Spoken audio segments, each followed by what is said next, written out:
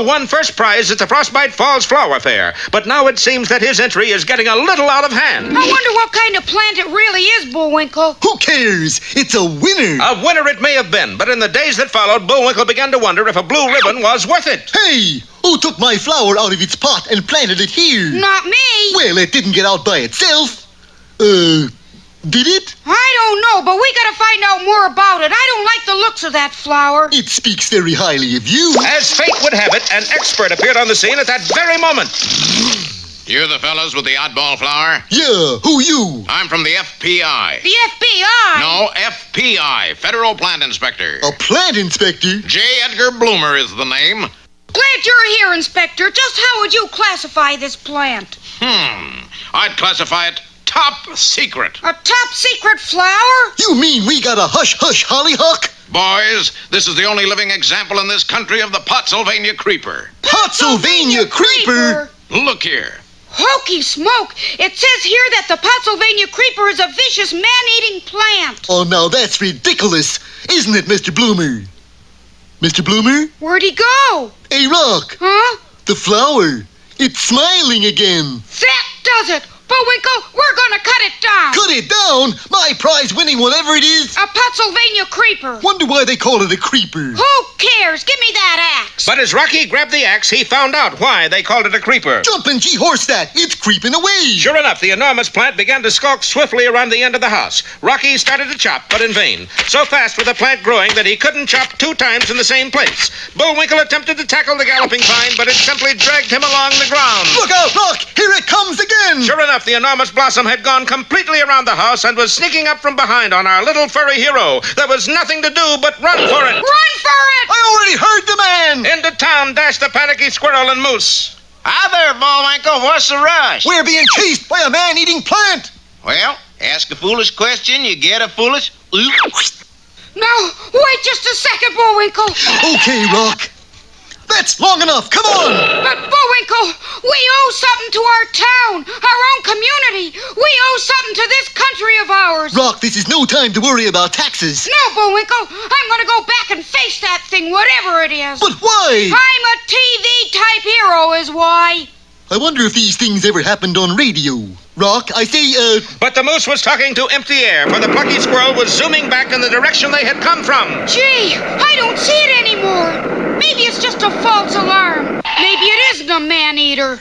Maybe this is the last episode. And it might be at that, for Rocky was entangled in the leafy vine-like clutch of the fearful Pottsylvania Creeper. Meanwhile, on a nearby hillside... Well, that does it, Natasha. Squirrel is kaput. When the creeper grabs them, they stays grabbed. This will show fearless leader who's smarter, him or me. Well, which is bad enough? Him, you. Fearless leader here?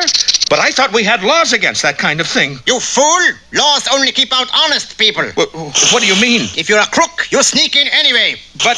Don't miss our next controversial episode, Vacation Days, or Visit to a Small Panic.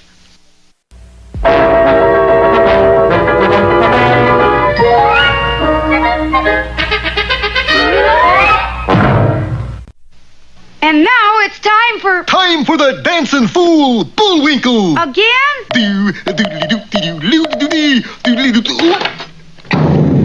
And now for one of our special fairy tales. Yeah.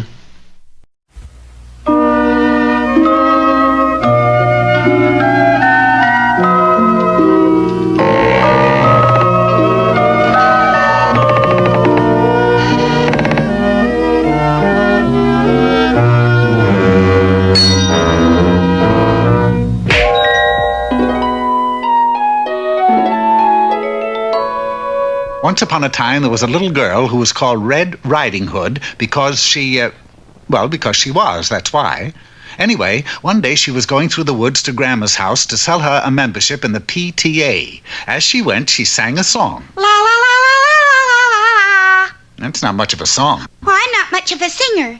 La la la la la la la la. Now, although Red didn't know it, on the path up ahead, a wolf was waiting to I hereby swear that I'll be good. I will not eat a Riding Hood. Well, what's all this? I just joined Riding Hoods Anonymous. What? I'm trying to kick the Riding Hood habit. La la la la la la la la. When you see a Riding Hood, greet her as a friend you should. Hello, Red Riding Hood! Oh, Wolf! Wolf! Wolf! When you are misunderstood, extend your hand to Riding Hood. Put her there, pal! Now wait! Really, Red, I'm a new wolf. I sworn off Riding Hoods. See? Words of courage and hope to Riding Hood eaters. Is this on the level, Wolf? Sure! Listen here. Stick with your promise not to eat. Fight that urge for a Riding Hood treat. If you're really my friend, you'll buy a PTA membership. I'll take a dozen. I'll even deliver your basket for you. Where's it go? To Grandma's. It's a basket full of goodies. Sorry about that. That was my special wolf basket. Here's another one. Okay. And the wolf set off towards Grandma's house. I'm going to see your grandma. I'm going to see ya. But just then, a thought crossed his mind. Hey, let me see here. Just as I thought. Though Riding Hoods you may not munch, there's nothing wrong with a grandma lunch. Yeah. I'm going to eat the grandma. I'm going to eat the grandma. But when Grandma heard the wolf coming, Hey, you know what, Grandma? I'm going to eat you right after I give you this basket of goodies. Young man, you dropped your basket. Well, isn't this interesting? You ready for lunch now, Grandma? Oh, but you've made a mistake. I'm not a grandma. I'm a Riding Hood. That's a grandma. If you're a Riding Hood, where were your PTA ticket? Riding Hoods don't sell PTA tickets. They sell DAR tickets. DAR? Yes, Daughters of American Riding Hoods. They do? How many? I'll take a dozen. Good.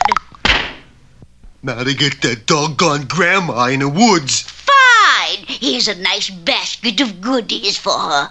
I'm going to eat the grandma. I'm going to eat the grandma. Hey, Grandma, you told me a fib. I did. Yeah, you want a Riding Hood? I just saw a real Riding Hood, and she sent you this basket of goodies. Look, Wolf, right here in your own book, see?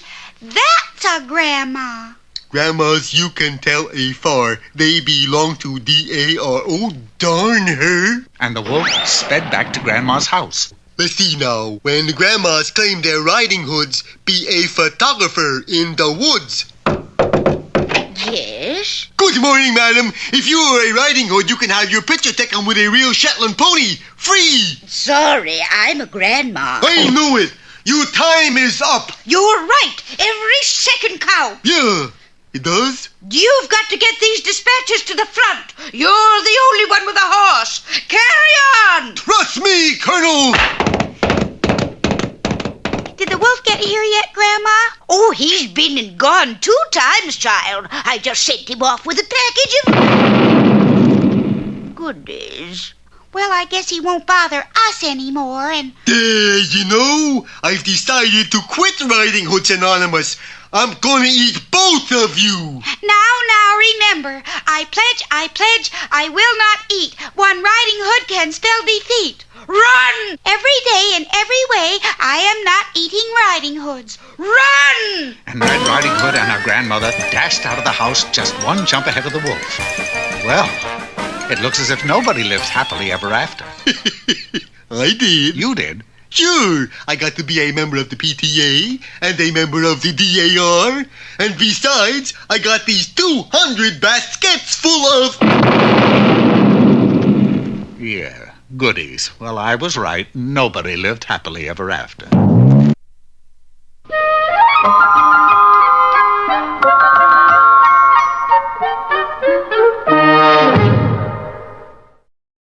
And now, here with an unlimited supply of misinformation is Mr. Know-It-All. Hello, Inquester out there.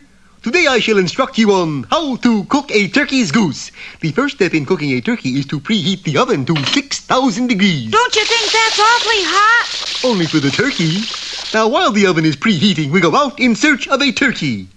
There are many ways of snaring a turkey, the most surefire of which is to shake some paprika on his nose. This not only stops him from taking flight, but clears up the sinuses as well. The second surefire way is to utilize the turkey in the straw trap.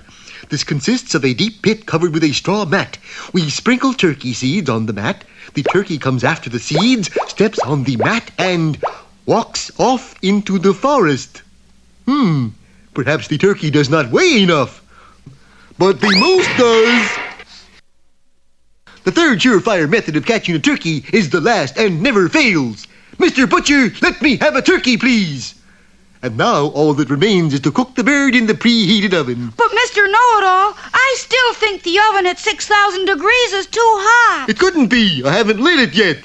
So, taking a match, I walk into the kitchen and... Well, thank you, Mr. Know-It-All. You're welcome down there! And now... Hey, Rocky, watch me pull a rabbit out of my hat. See? Nothing up my sleeve. Presto! Wrong hat.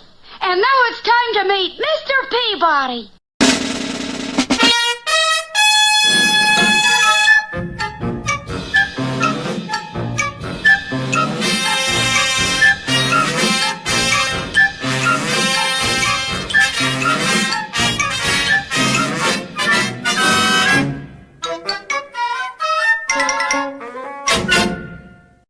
Hello again, Peabody and Sherman here. Who are we going to visit today, Mr. Peabody? Orested. Bless you. I did not sneeze, Sherman. I was referring to Hans Christian Orested, the brilliant Danish physicist and discoverer of electromagnetism. Oh. So if you'll be so kind as to set the way back for the year 1820 and the place Copenhagen, Denmark, we'll be on our way. We enter the Wayback and were immediately teleported back through time, where we soon found ourselves standing in front of the small country home of Hans Orested. Gee, we didn't pick a very good day to visit, Mr. Peabody. It looks like we're in for quite a storm. An electrical storm, to be exact, Sherman. Come, let's... Quick, gentlemen. Tell me, have you seen him? But I'm afraid we haven't seen anybody. You see, we just got here and we You don't suppose he went under the house, do you? Well, it's possible, but perhaps if you told us just who... I'll have to look under there. We quickly joined Mr. Orested under the house to see if we could learn the reason for his peculiar actions. Without seeming to pry, sir, may I ask just who it is you are looking for under here? Jimmy. Jimmy? I mean, Jimmy? Yeah, sure, but he ain't been here. There's only one place left to look. Following him into the house, we watched as he approached a large, overstuffed sofa. So, here you are. Shame on you. Oops, I'm afraid Mr. Orested has been working too hard, Mr. Peabody. Now he's talking to the sofa. Not to the sofa, Sherman, but to something under the sofa. See? And unless I miss my guess, that is Jimmy. Yeah, and Jimmy's a bad Jimmy. He hasn't got it in his mouth. He must have buried it. Now I can't fly my kite and make a compass. Huh? Buried what? And what does flying a kite have to do with you making a compass? Just this. By attaching this needle to the tail of a kite and flying it during this electrical storm, lightning would strike it. Thus it would become magnetized. And being magnetized, it would always point north, due to the magnetic field surrounding the Earth. Yeah, sure. But then Jimmy ran off with my kite string, and I've got to find it before the storm is over. Oh, don't worry. I am certain that I can find the exact spot where Jimmy buried the kite string. Follow me. Walking directly to a spot beneath a large tree, I instructed Sherman to dig. In no time at all, he had uncovered 2 soup bones, a newspaper, a rubber ball, a well-chewed slipper, and, of course, the ball of string. Gee, that's amazing, Mr. Peabody. How did you know that this is where Jimmy buried his stuff? Well, very simple. In order to think what a dog thinks, you must simply think like a dog. And, among other things, Sherman, I think like a dog. Sorry, Mr. Peabody, I keep forgetting. Now would be an excellent time to get on with your discovery, Mr. Orested. Good. Here I go, behavers. So saying, Hans Orested ran across an open field, but watching the kite instead of where he was going, once more stopped the experiment dead in its tracks. Quickly, Sherman, pull him out. I got him. Are you all right, Mr. Orested? No. What's the matter? I lost the needle. Come on, I'll help you look for it. Sherman and Hans frantically set about searching through the hay, but of course it was like looking for a needle in a haystack. You'll never find it that way, Sherman. There's only one quick way to find a needle in a haystack. How's that? By simply sitting down in the hay. Sitting down, are you sure? Try it and see. Well, okay, but it seems kind of... It's the hard way, I'll admit, but it works every time. Here's the needle, Hans. Too late, I don't need it now. What do you mean? We waited too long, the storm is over. It was true, the sky had cleared and there was no more lightning. Oh, I best just forget the whole thing. Nonsense, it's simply a matter of getting it to storm again, and I can do that before you can say cumulus nimbus. Returning to the house, we proceeded to raid the Orested icebox. Finding a fine ham, some leftover chicken, and plenty of pickles and olives, I was soon able to whip up a fine lunch, which we then took into a nearby meadow and prepared to enjoy. I don't get it, Mr. Peabody. I thought you said you were going to make it storm again. I'm doing exactly that right now, Sherman. By eating lunch? When eaten out of doors, it's referred to as a picnic, Sherman, and the best way I know to drum up some foul weather is to have a picnic. Ah, there it is now, right on cue. By Yemeni, nothing gonna stop me now. Nothing gonna did, and needless to say, his experiment with electromagnetism was a rousing success. And he lived happily ever after, right, Mr. Peabody? Not quite, Sherman. For just a few months after that eventful day, Hans was repairing a toaster for his mother when, quite by accident, his brother Virgil plugged in the cord to which Hans was holding two bare wires, and poor Hans disappeared in a blue flash. How awful! What did his brother say to his mother about that? Well, what could he say, Sherman, but, look, Mom, no Hans.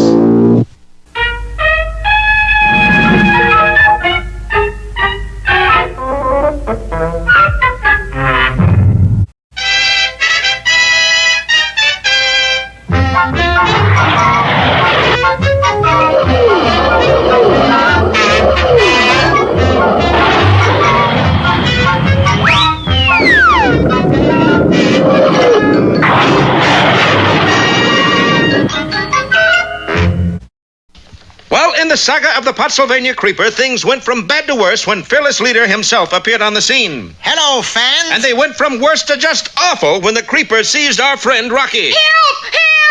Well, we can close the book on that one bad enough. The Creeper never fails. Oh, this is awful. Terrible. You mean about what's happening to the squirrel? No, about I didn't bring my camera. Meanwhile, Rocky was being dragged along by clinging tendrils toward the sinister form of the carnivorous Creeper. But suddenly, Bullwinkle dashed into the scene and began a tug-of-war with the plant for possession of his little friend. Never fear, Rock. I'll get you out if I have to do it piece by piece. Oh, boy.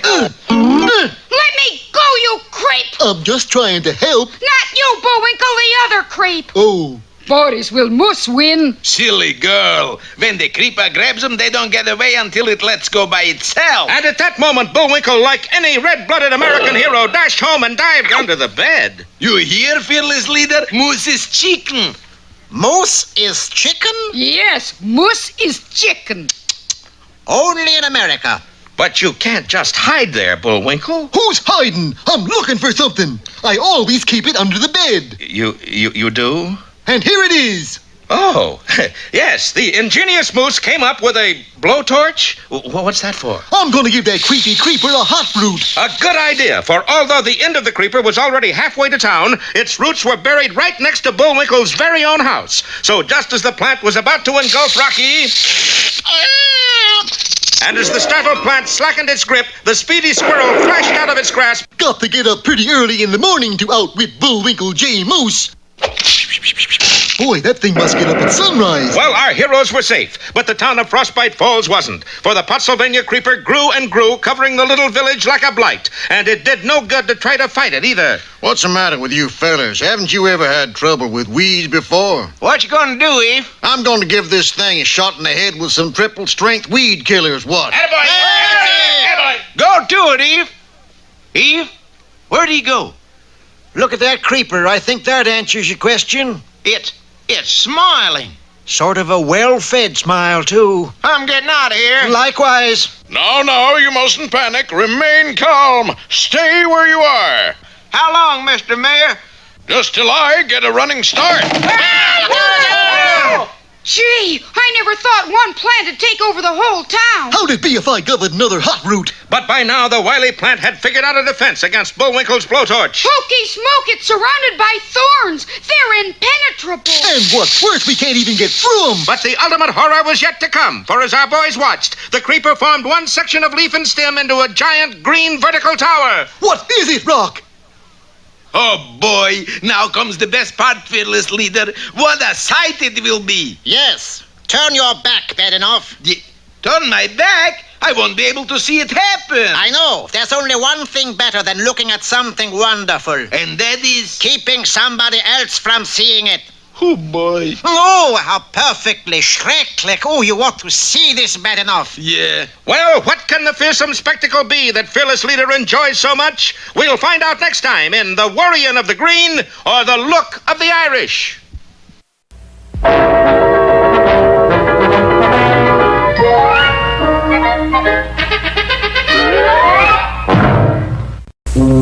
Hello, culture gang.